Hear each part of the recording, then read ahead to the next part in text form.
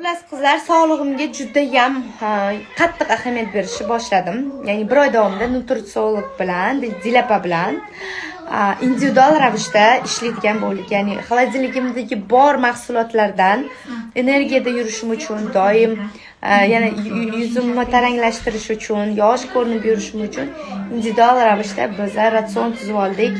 Menga yoqqani shu bo'ldi, chunki nimadir olish uchun bozorga spetsial emas, uydagi bor narsalardan ham foydalanish mumkin va eng katta niqasi bor plastmassa idishlardan voz kechishimiz kerak ekan. Bu bizning sog'lig'imiz uchun yordaminglar kerak. Qat'an shisha idishlar, zo'r kichik shisha idishlar olsam bo'ladi. Kimda bo'lsa tavsiya beringlar, o'zingizlarda bo'lsa beringlar. Men albatta bu narsani sotib olishim kerak va oshqozonimni tekshirtiraman yana.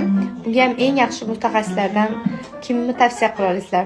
Endilikda bir oy davomida bu bilan bo'lishib boraman.